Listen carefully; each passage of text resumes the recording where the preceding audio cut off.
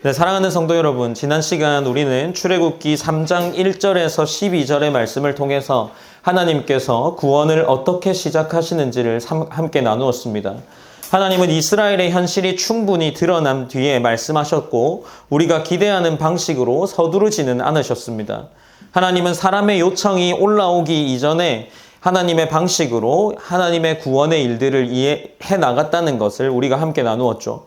출애굽기의 시작은 사람의 결단에서 이런 출애굽이라는 일이 발생하지 않았고 하나님이 스스로 말씀하시는 그러한 계시 속에서 이 일이 해나가졌다는 것을 우리가 계속해서 살펴나오고 있습니다. 하나님이 주신 구원의 첫 확증은 지난 시간에 내가 반드시 너와 함께 있으리라 라는 약속으로 시작되었습니다. 구원은 인간의 준비 때문에 시작되는 것이 아니라 하나님이 함께 하시기 때문에 시작됩니다. 지난 본문은 그렇게 은혜가 실제로 움직이기 시작하는 첫 장면을 우리에게 보여주었습니다. 우리가 받은 은혜는 무엇을 이뤄낸 뒤에 얻은 결과가 아니라 하나님이 먼저 오셔서 우리에게 함께 해주시겠다는 그 약속하신 자리에서 시작된 선물이었습니다. 구원의 약속이 주어졌다고 해서 곧바로 현실이 바뀌는 것은 아니었습니다. 하나님이 함께 하신다는 약속은 위로였지만 그 약속은 애굽의 압제를 곧장 사라지게 하지는 않았죠. 이스라엘의 고역은 여전히 계속되었고 바로의 완강함도 그대로 있었습니다. 출애굽기는 구원을 단번에 끝내는 이야기로 기록하지 않습니다. 하나님은 약속하신 구원을 역사 속에서 실제로 이루어 나가시는 것을 확인할 수 있죠. 그래서 오늘 본문은 그 약속이 어떻게 현실 속에서 구원의 길이 되는지를 보여주는 장면으로 우리를 인도하고 있습니다. 오늘 우리가 함께 살펴볼 본문은 출애굽기 12장 1절에서 13절까지 본문입니다.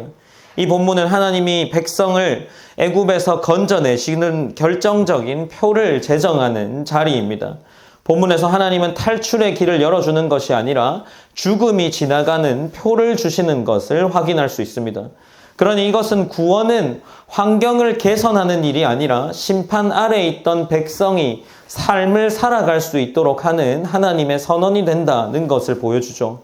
출애굽기 12장 1절부터 13절까지의 본문은 구원이 무엇인지 그리고 은혜가 얼마나 깊은 자리에서 시작되는지를 다시 한번 보여주는 본문입니다. 은혜는 막막한 현실을 잠시 견디게 하는 위로가 아니라 죽음의 자리에서 생명을 주시는 하나님의 방법이 된다는 것을 확인할 수 있습니다. 그러므로 이 본문은 구원이 사람의 요청이 아니라 하나님의 자기 계시가 된다는 것을 가장 분명히 보여주는 본문이기도 합니다. 올해 우리가 붙드는 표어가 우리 은혜, 우리가 받을 그리고 우리가 나눌이라는 겁니다. 그렇다면 우리가 다시 한번 우리가 받은 은혜에 대해서 깊이 묵상하는 시간이 우리가 함께 본문을 나누는 시간이 되길 원합니다.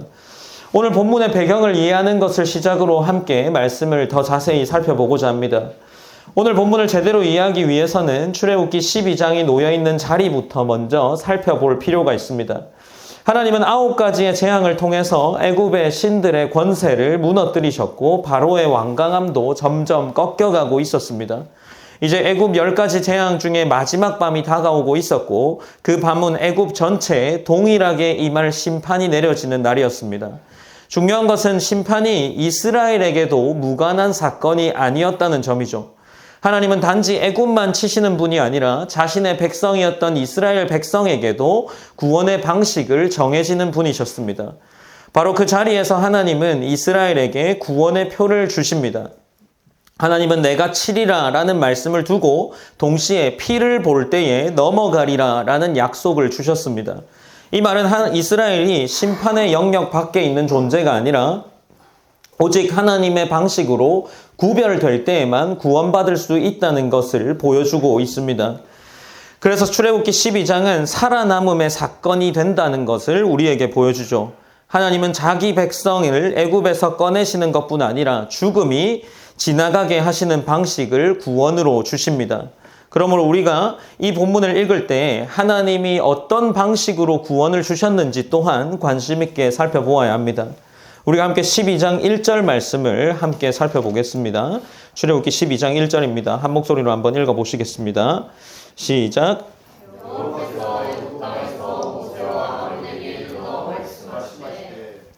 네, 성경은 이 장면을 모세가 생각해낸 방법이나 백성의 요청으로 시작하지 않고 있죠. 12장 1절에 보면 여호와께서 말씀하시되 라고 기록합니다. 이 한 문장이 구원이 인간의 필요에서 출발되지 않았다는 것을 보여주죠. 하나님에게서 출발한다는 것을 이야기합니다.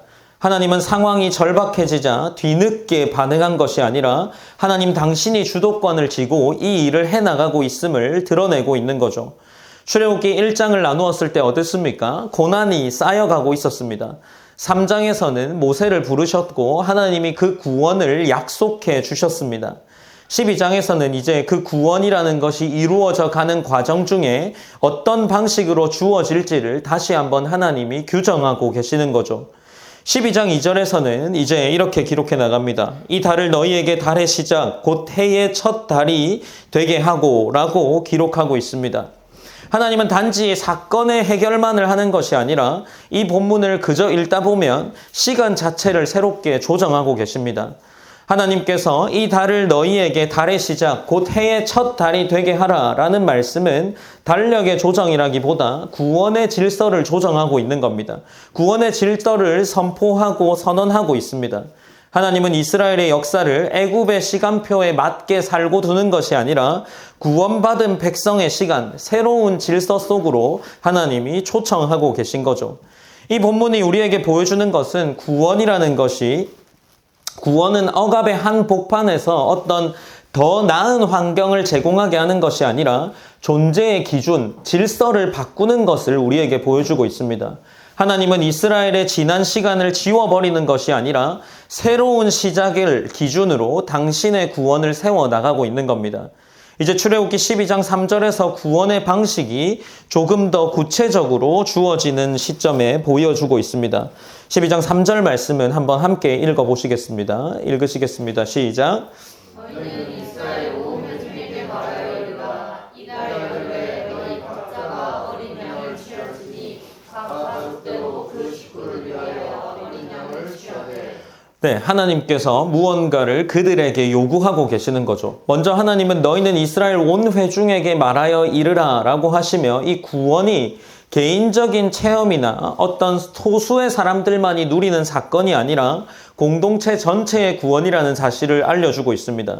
그리고 각 가족대로 어린 양을 취하라 라는 명령을 주시는데 이 구원은 실제로 준비해야 할 것들이 있다라는 것 또한 보여주고 있는 거죠. 여기서 중요한 것은 이 어린 양이 사람들이 만들어낸 어떤 상징이 아니라 하나님이 제정하신 기준이었다는 겁니다. 하나님이 정하신 구원의 표가 이 어린 양이었던 거죠. 그러니 사람은 구원을 설계하는 자리에 있는 것이 아니라 하나님이 주시는 방식으로 참여하는 자가 되는 겁니다. 본문은 구원의 근거가 사람의 지혜나 결단에 있다고 이야기하지 않고 하나님의 말씀과 정하심에 있다는 것을 우리에게 드러내주고 있습니다. 이어지는 출애굽기 12장 4절에서 6절까지의 말씀 또한 하나님이 정하신 구원의 방식이 얼마나 구체적이고 실제적인지를 보여주고 있습니다. 하나님은 어떤 요구를 하고 계십니까? 하나님은 한 집에 먹을 사람이 부족하면 이웃과 함께 하라고 말씀하셨고 또 구원을 개인의 의지로만 감당하지 않게 하십니다. 또한 어린 양의 조건과 분량을 말씀하시고 넉넉히 먹도록 조정하게 하십니다. 특히 6절 말씀에는 이렇게 기록하고 있는데 이달 열흔날까지 간직하였다가 해질 때에 이스라엘 회중이 그 양을 잡고 라고 기록을 하고 있습니다. 또한 회중이 모여 잡게 하신다라고 이야기를 하는데 이것은 구원이 우연이나 즉흥이 아니라 결국 하나님의 정하신 때와 방식 안에서 나타난다는 것을 계속해서 말씀하고 계시는 겁니다. 그러니 지금 출애굽기 12장 1절에서 6절까지의 말씀은 하나님은 구원의 필요를 설명하시기보다 이 구원의 필요를 설명하시기보다 구원의 길을 먼저 열어 보이시는 것을 알 수 있습니다. 우리가 받은 은혜가 바로 이런 은혜이고 우리가 무엇을 요청해서 얻어낸 결과가 우리에게 주어진 은혜가 아니라는 거죠. 하나님이 먼저 정하셨고 말씀하셨고 마련하셔서 우리에게 보여주신 것, 우리에게 주신 것이 구원이고 은혜라는 것을 이 말씀이 보여주고 있습니다. 이제 출애굽기 12장 7절에서는 하나님이 어린 양을 취하는 것으로 멈추지 않으시고 그 피를 어떻게 사용해야 되는지를 말씀하고 계십니다. 피는 그저 제물의 부산물이 아니라 하나님이 정하신 구원의 표가 되는 것이 이 본문에 등장하고 있는데, 본문은 12장 7절에서 이렇게 기록됩니다. 그 피를 양을 먹을 집 좌우 문설주와 임방에 바르고라고 기록을 하고 있죠. 구원이 구체적인 표식을 통해서 확증된다는 사건임을 보여줍니다. 여기서 중요한 것은 이 피가 안쪽이 아니라 바깥쪽에 발라진다는 사실인데, 이는 하나님이 보시는 표인 거죠. 구원은 하나님이 정하신 표에 따라 드러나는 방식으로 주어집니다. 그러므로 이 구절은 구원이 인간의 내면에서 출발하는 일이 아니라 하나님이 정하시고 하나님이 보시는 표를 통해서 확실히 구분되는 사건이라는 사실을 우리에게 말해주고 있습니다. 또한 이어지는 출애굽기 12장 8절에서 9절 말씀 또한 마찬가지로 하나님은 이 피를 바르는 것만이 아니라 어린 양을 먹는 방식까지 말씀하시죠. 그들은 그 밤에 고기를 불에 구워 먹어야 했고 무교병과 쓴나물을 함께 먹어야 했습니다. 이 식사는 의식이라기보다 구원의 밤을 통과하는 백성에게 주어지는 하나님의 질서의 방식입니다. 무거병은 급박함 속에서 지체할 수 없는 상황을 보여줍니다. 쓴 나물은 지나온 고난을 보여줍니다. 이 현실들을 기억하게 하는 거죠. 그리고 날 것으로나 물에 삶아서 먹지 말라라는 금지는 하나님의 구원이 인간의 편의와 취향에 의해서 조절되지 않는다는 것을 드러내고 있습니다. 사람은 본능적으로 편한 방식과 익숙한 방식으로 바꾸고 싶어 하지만 하나님은 이 구원의 방식이 사람의 손에 의해서 조절되는 것을 막으시고 모든 것을 규정하시고 따르도록 하십니다. 그러니 구원은 인간이 재구성할 수 있는 어떤 선택지가 아니라 정하신 방식으로 받들어야 하는 은혜가 되는 겁니다. 이제 출애굽기 12장 10절에서는 이렇게 기록하는데, 하나님은 아침까지 남겨두지 말고 남은 것을 불사르라 라고 명령하십니다. 이 말씀은 단순히 음식 처리의 방식을 말하는 것이 아니라 이 밤이 보통의 식사가 아니었다는 사실을 분명히 하는 거죠. 6월절은 한 번의 기념 행사가 아니라 하나님이 정하신 구원의 길이었습니다. 그래서 하나님은 그 밤에 참여하는 태도까지 규정하셨고 남기지 말라는 명령까지 주십니다. 이 식사가 단순한 식사가 아니라 구원의 표가 되었음을 지키기 위한 규정인 거죠. 그러니 남은 것을 불사르라는 말은 그 거룩한 재물이 함부로 버려지거나 혹은 오염되지 않게 하려는 뜻을 담고 있습니다. 또한 이 말은 이 거룩한 사건이 끝까지 하나님께 속한 일이라는 것을 보여주고 구원이 하나님이 정한 방식 안에서 이루어지고 있다는 사실을 다시 한번 확인시켜 줍니다. 이제 본문 12장 11절에서 하나님은 이 식사를 어떤 자세로 해야 하는지도 말씀하시는데, 허리에 띠를 띠고 발에 신을 신고 손에 지팡이를 잡고 급히 먹으라 라고 말씀하십니다. 이 명령은 6월절이 정착의 식사가 아니라 출발의 식사임을 보여주는 거고, 이것은 예배의 순간이면서 동시에 이동의 순간이며 구원의 표를 가진 자가 새로운 길로 나아가야 한다는 것을 보여주는 의미이기도 합니다. 하나님은 이 백성이 애굽을 조금 더 머물며 정리할 여유를 갖도록 허락하지 않으셨고 그들에게 옮겨가야 하고 이동할 것을 이야기하며 새 출발의 자리라는 것을 보여주고 있습니다. 다시 한번 말하지만 하나님이 우리에게 주신 구원은 삶을 약간 개선하는 정도의 일이 아니라 삶의 자리와 기준과 질서를 바꾸는 하나님의 결정이라는 겁니다. 그래서 하나님은 이는 여호와의 유월절이니라 라고 말씀하시면서 이 사건의 이름이 여호와의 유월절이라고 부르면서 주도권이 전적으로 하나님께 있다는 사실을 못 박으십니다.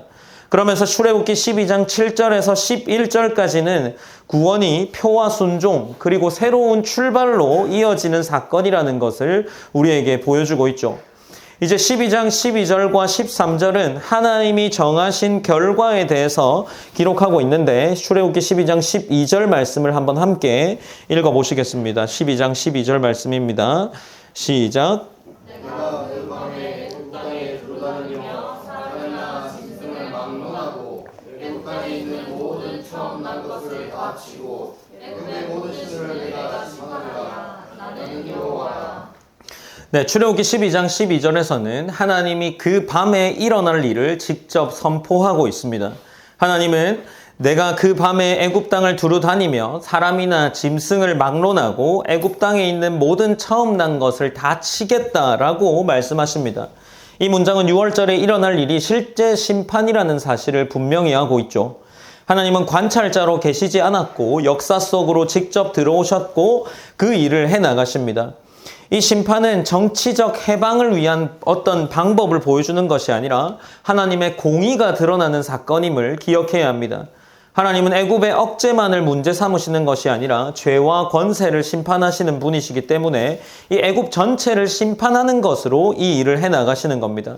출애굽기 12장 12절은 이 출애굽의 이야기를 인간의 자유를 위한 사건으로 읽지 못하게 하고 하나님의 거룩하심과 심판이 있는 자리로 우리를 이끌게 하고 있는 겁니다. 또한 하나님은 애굽의 모든 신을 내가 심판하겠다라고 말씀하시는데 이 말씀은 단지 애굽 사람들이 섬기던 어떤 종교를 비판하는 말이 아닙니다.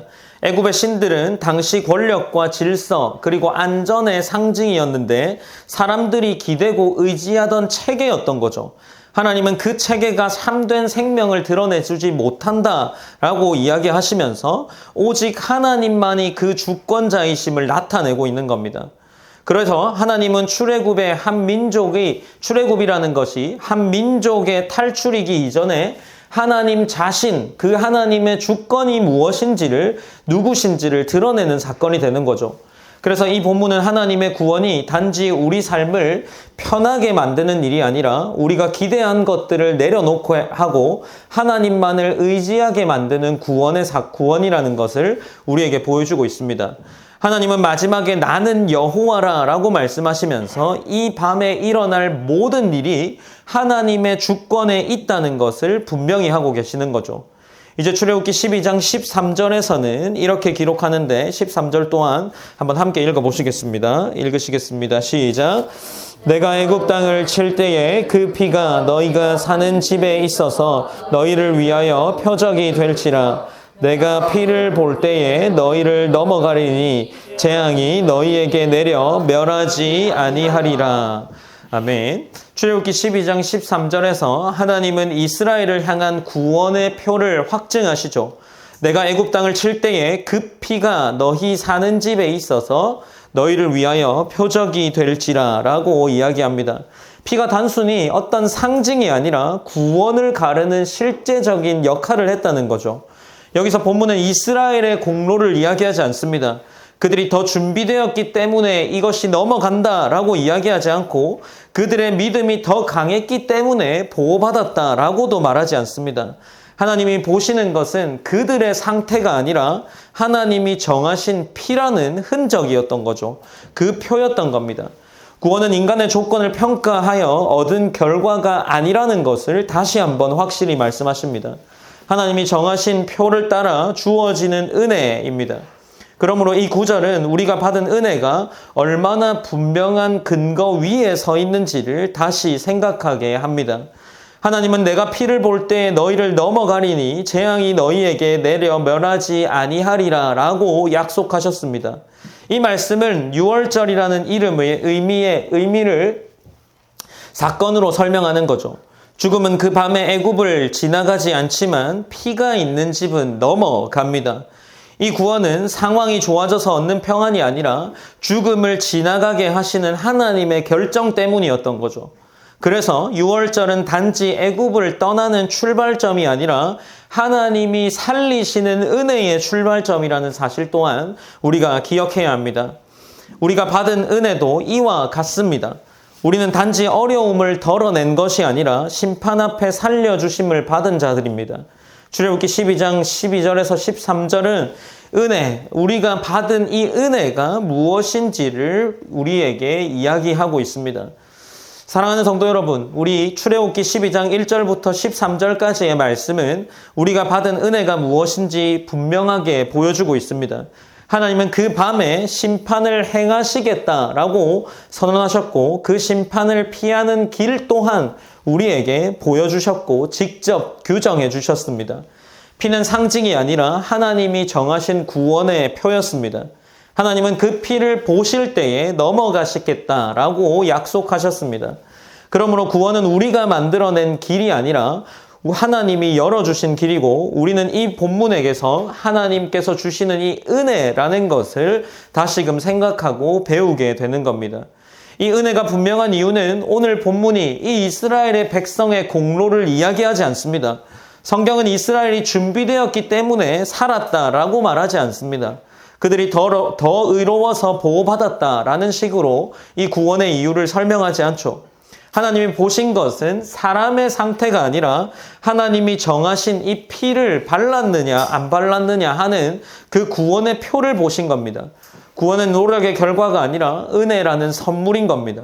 우리가 받은 은혜가 바로 이런 은혜이고, 우리가 받은 은혜 또한 죽음이라는 이 죄의 결과에서 살려주신 하나님의 결정이 되는 겁니다. 그래서 사랑하는 여러분, 올해 우리가 붙드는 표어가 조금 더 선명해져야 하지 않을까요? 은혜는 감정적이고 감사한 어떤 표현이 아니라 구원이라는 사실 자체가 되어야 합니다. 구원은 하나님께서 우리를 살렸다는 사실이고, 우리는 상황이 좋아져서 예배의 자리에 선 것이 아니라 하나님이 살려주셨기 때문에 예배의 자리에 서게 됩니다. 그래서 우리가 오늘도 예배하게 되는 거죠. 오늘은 우리 교회가 예배를 드린 지 1년이 꼭 되는 날입니다. 우리가 처음 예배를 드리던 그날을 생각해 보면 여기까지 온 것도 대단하다라는 생각이 듭니다. 우리가 계획한 것이 완벽해서 된 것도 아니고, 우리의 힘이 넉넉해서 이까지 온 것도 아니라고 생각합니다. 하나님의 은혜로 우리를 붙드셨고, 하나님이 우리를 모으셨고, 계속해서 하나님이 이 예배의 자리를 지킬 수 있는 마음을 주셨기에 우리가 이 자리를 지켜나갑니다. 그래서 우리가 지난 1년 무엇을 해냈는지, 무엇을 받았는지를 돌아보게 합니다. 우리가 은혜를 받으며 여기까지 왔다는 사실을 기억하시는 오늘 이 주일의 예배 시간이 되시고, 이제 우리는 이 은혜를 가지고 올해를 다시 한번 걸어 나가고자 합니다. 은혜를 받은 교회는 자기 가능성을 막 증명하려 들진 않죠. 오히려 하나님이 하셨다라는 고백들로 가득 찬 교회가 되길 원합니다. 은혜를 받은 성도는 할 수 있다라는 마음보다 하나님이 우리를 향해서 살리시고 계신다라는 것을 붙잡아야 하지 않을까 싶습니다. 구원은 우리의 성취가 아니라 하나님의 선언이 되기 때문입니다. 그 고백이 우리 공동체를 겸손하게 만듭니다. 그리고 그 고백이 우리를 다시 세웁니다. 마지막으로 성도 여러분, 우리가 다시 한번 이 은혜에 대해서 묵상해 보고자 합니다. 우리가 나누는 이 은혜도, 우리가 나누어 가야 할 이 은혜도 우리가 받은 은혜를 정확하게 아는 것으로부터 시작될 겁니다. 우리가 나누는 은혜가 꼭 넉넉해서 많이 흘러나오는 것이 아니길 원합니다. 우리가 먼저 살려주심을 받았기 때문에 흘려보낼 수 있는 것이고, 6월절의 피는 하나님의 백성을 살렸고 그 살아남음이 출애굽의 길을 열었습니다. 그리고 그것이 흘러와서 복음이 되어 왔죠. 그리스도의 피로 물든 우리의 삶을 볼 때 하나님이 넘어가겠다라고 말씀하신다면, 죄의 결과를 그리스도의 피로 물든 우리의 삶을 볼 때 하나님이 넘어가시겠다라고 말씀하신다면, 우리의 삶은 과연 하나님이 보시고 넘어갈 수 있는 삶이 될까요? 우리가 받은 은혜를 다시금 선명히 기억하게 해주시길 원한다라고 고백하셨으면 좋겠습니다. 우리에게 주어진 이 구원의 은혜가, 이 구원이라는 이 단어만을 듣더라도 우리 안에 다시금 하나님을 향한 그 열망과 갈망이 가득할 수 있는 하나님 그런 자녀가 되게 하시고, 그것들을 우리가 기억하기 때문에 우리의 삶 속에서, 또 우리의 교회 공동체 속에서 나눌 수 있는 그러한 교회로 성장해 나갈 수 있도록, 그 은혜를 세상 속으로 나누는 교회로 한 해가 보내어질 수 있도록 그렇게 기도해 주셨으면 좋겠습니다. 우리가 말씀을 기억하셔서 각자의 개인이 떠오르는 기도의 제목들로 기도하시고, 또 우리의 삶을 위해서, 우리의 교회를 위해서 돌아보면서 함께 기도하시길 원합니다. 기도하시겠습니다.